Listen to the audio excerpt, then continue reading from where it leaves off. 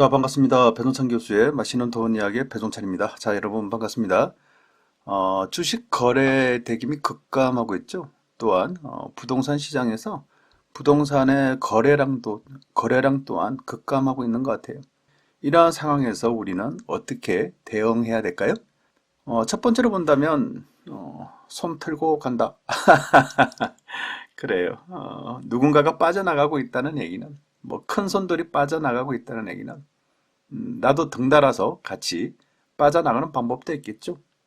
두 번째로 본다면 아직 기다려 봤다가 아직은 아니다. 좀 더 기다려 봤다가 그 순간에 그 결정적인 순간 즉 많이 떨어지기 전에 그때 손 틀고 간다라고 이렇게 생각할 수도 있겠죠. 그리고 세 번째로 본다면 가는 것을 빤히 쳐다본다. 그래요. 손 털고 갈고 있는 사람들을 그냥 옆에서 빤히 쳐다볼 수도 있겠죠. 그리고 나서 후회를 하겠죠. 여러분의 선택은 어떠하신지요? 물론 뭐 각자가 알아서 판단을 하실 부분인 것 같은데요. 저 같은 경우에도 마찬가지인 것 같아요. 예전 뭐 IMF 때도 그랬고 전 세계적인 금융위기 때도 마찬가지예요. 저 또한 그 당시에는 그냥 설마 국가가 부도나겠어? 설마 전 세계적인 금융위기가 뭐 터지겠어? 설마 했죠. 그래서 돈 빼고 간단한 사람들을 저는 빤히 쳐다본 것 같아요. 그리고 시간이 지나니까 자산의 감소가 이루어지는 것 같아요. 저는 가만히 있는데 제 돈이 막 줄어드는 거예요. 가치가. 그런 상황을 제가 직접 경험을 했었죠. 물론 저의 경험을 여러분에게 말씀드리는 거고요. 또 그래요. 뭐 지금의 분위기가 1997년도 하반기의 분위기는 아니죠. 또한 2008년도 금융위기급의 분위기는 아니라는 사실. 이러한 사실을 한번 생각 한번 해보시고요. 그 대신 염두에 두어야 된다는 것은 너무 가하게 주식이나 부동산이 올랐다는 사실. 뭐 또 가한 만큼 탈이 날 수도 있지 않겠어요? 이제 이런 부분에 대해서 우리가 서서히 좀 준비를 해 나가야 되지 않을까라고 이렇게 생각을 할 수가 있다는 거죠. 아무튼 제가 오늘 이런 이야기를 꺼내는 이유는요. 코스피 주봉인데요. 여러분 한번 보세요. 작년 코로나의 영향으로 최저가 1439포인트를 찍고 올해 무려 3266을 찍고 오늘 뭐 3113포인트에서 왔다 갔다 하고 있는 것 같아요. 그 대신 여러분이 좀 눈여겨보셔야 될 부분은 이 주봉의 윗꼬리인데요. 어때요, 여러분? 화면에서 보시는 것만큼 윗꼬리를 달고 있지 않습니까? 그러한 의미는 누군가가 위에서는 정리를 한다는 얘기겠죠. 누군가가 위에서는 팔고 나간다는 얘기. 이렇게 생각을 하셔야 되겠죠. 주봉상 한 달 동안 이렇게 윗꼬리가 형성되고 있다는 거니까요. 정시자금 동향에서 고객 예탁금은요, 올해 74조가 들어왔죠. 거의 뭐 75조 가까이까지 들어왔다는 얘기예요. 그런데 현재로는 고객 예탁금이 64조 선에서 머물고 있다는 거예요, 여러분. 그만큼 고객 예탁금은 우하향을 하기 시작했다고 봐야 되겠죠. 그렇다면 코스피 거래 대금 추이도 한번 살펴볼까요? 거래 대금이라는 것은 코스피 시장에서 실제 거래가 된 금액을 의미하는 거죠. 그러면 2021년 1월 11일 거래 대금이 44조가 넘었죠. 그런데 요즘 들어서 어제의 거래 대금은 16조 원이라는 거죠, 여러분. 그러면 거래 대금이요. 44조에서 16조로 급감했다는 얘기겠죠. 물론 거의 뭐 한 달 사이에 일어난 일 가지고 무슨 거래 대금이 급감했냐라고 말씀을 하실 수도 있을 것 같아요. 하지만 한 달 사이에 고객 예탁금이 74조에서 64조로 줄어들었고 거래 대금 또한 44조에서 16조로 줄어들었다는 사실이에요.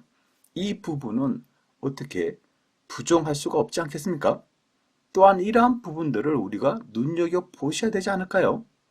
그래서 저 개인적인 생각으로는 왜 증시에서 새로운 자금이 안 들어오고 기존의 돈들이 빠져나가나를 생각해 보면 첫 번째는요.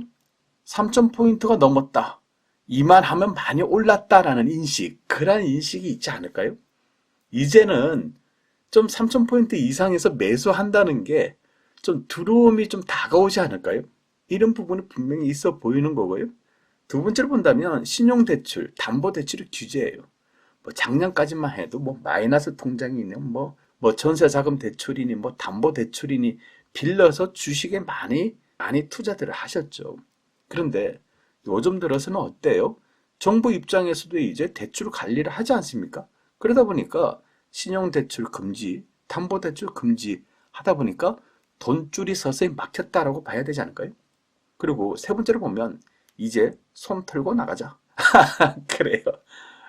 이 정도 이익이 어디냐? 내 평생에 아니 1억 투자했는데 지금 2억이 돼서 얼마나 행복해요. 그리고 요 2억이 3억 될 수도 있겠지만은 이쯤에서 이제는 나가자. 이익을 실현하자. 요렇게 생각하시는 분들이 많지 않겠어요? 그리고 미국발 금리 인상이 언제 될지는 아무도 몰라요. 하지만 전 세계적으로 돈을 많이 풀고 그리고 언젠가는 인플레이션 현상도 발생하지 않겠어요? 그러면 인플레이션을 잡기 위해서 금리를 인상해야 되겠죠. 그러면 저금리로 인해 가지고 돈들이 풀어졌는데 금리를 인상하는 순간 그 순간이 다가오면 자산 시장에 큰 변곡점이 되지 않을까요? 그래서 그러한 시장이 다가왔을 때 매도하는 것보다 언제 그러한 시장이 다가올지는 모르겠지만은 들어오니까 불확실성이 강하니까 지금이라도 이 정도만 해도 어디야 라고 손 털고 나가는 사람들이 생겼다라고 봐야 되지 않을까요?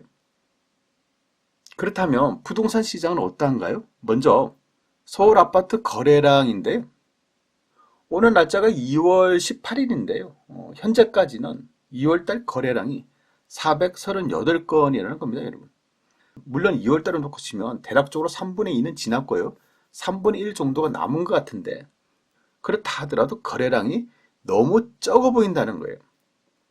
아무리 구정이 꼈다, 설 명절이 꼈다라고 하더라도 1월달에 비해서도 이 거래량이 너무 적어 보인다는 얘기고 특히 작년 2월달과 비교를 하면 거래량이 너무 적어 보인다는 얘기예요. 거래량의 급감소다라고 말씀을 드릴 수도 있겠죠.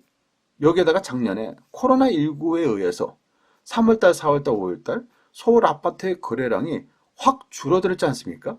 그런데 작년 코로나에 의한 거래량의 감소보다 2월달의 거래량 감소가 더 월등히 많다라는 거예요. 어떻게 보면 거래량이 폭락했다라고도 말씀을 드릴 수가 있다는 거죠. 이처럼 서울 아파트 거래량의 급감의 원인, 물론 또 그래요. 여러 가지 이유들이 좀 있겠지만은 저 개인적인 생각을 말씀드리면 첫 번째는 이사 부동산 공급 대책이에요. 물론 이게 뭐 실효성이 있다, 실효성이 없다, 이럴 건 저럴 건 말도 많고 뭐 따질 것도 많겠지만은 그래도 공급을 안 한다라고 발표하는 것보다 공급을 한다라고 그렇게 발표하는 게 효과가 있다는 거죠. 물론 큰 효과가 있을 것이냐, 작은 효과가 있을 것이냐, 이런 부분은 좀 시간이 지나봐야 알겠지만은 아무튼 정부는 이사 부동산 공급 대책을 발표했어요. 이처럼 부동산에 대한 규제 정책을 발표를 하면 투자자들 입장에서는 어떨까요? 일단은 발표와 동시에 좀 뭐라 할까요? 조심해야 되지 않을까요? 조심하는 거죠. 주춤하는 거지. 어떻게 보면 정부의 눈치를 한번 쓱 살펴보는 거 아닙니까? 두 번째로 본다면 대출 규제죠. 뭐 담보대출이니 뭐 신용대출이니 다 규제하고 있지 않습니까? 여기에 다주택자들에 대한 세금 폭탄 거의 뭐 다주택자 분들에게는 새로운 아파트 사지 마라. 매수 금지 아니겠습니까? 거의. 또한 부동산 투자법인들 세금 폭탄 투자법인 이름으로 매수하지 마라. 취득세만 12%다. 뭐 할 얘기 다 한 거예요. 뭐 취득세가 12%. 그 다음에 부동산도 많이 올랐지 않겠어? 라고 이제 국민들도 부동산이 올라도 너무 많이 올랐다. 이렇게 생각할 시기도 도래되었다고 봐야 되겠죠. 그러한 점에서 2월달 부동산 거래량이 많이 떨어졌다라고 이렇게 설명을 들을 수 있지 않을까요? 이러한 의미에서 본다면요. 주식에 들어오는 돈은 줄어들고 있고 주식에서 나가는 돈은 증가되었다는 것은 주식에서 이익 실현하고 나간 사람들이 증가되었다라고 봐야 되지 않을까요? 저는 이렇게 봐요. 그리고 부동산의 거래량의 감소, 공급의 증가, 대출 규제, 세금 폭탄 등으로 이제 서서히 부동산에서도 이익을 실현하고 나갈 사람들이 증가하고 있다라고도 봐야 되지 않겠습니까? 물론 부동산은요, 여러 가지 변수에 의하여 가격이 결정되죠. 한두 가지 원인으로 부동산 가격이 이렇게 확 결정되고 이렇지는 않는 것 같아요. 여러 가지 변수들이 뭉치고 뭉쳐져서 이제 부동산의 가격을 결정한다라고 말씀을 드릴 수 있겠죠. 또한 임대차 3법에 의한 전세금의 급등 등등 여러 가지 변수들은 항상 존재를 하고 있어요. 무조건 오른다, 무조건 떨어진다, 이건 아닌 것 같고요. 여러 가지 변수들이 이제 막 교집합으로 막 뭉쳐 있는 거죠. 이 중에서 어떤 확률이 더 높을 가능성이 있냐? 높을 가능성에 우리는 선택을 하셔야 되겠죠. 아무튼 부동산은요, 앞으로 예전 같지는 않을 그럴 분위기라는 거예요. 예전처럼 사두면 무조건 올라가는 그런 분위기에서 이제는 서서히 뒤로 물러서는 듯한 느낌이 든다는 거죠. 이상까지 배종찬 교수의 맛있는 도움 이야기였습니다. 감사합니다.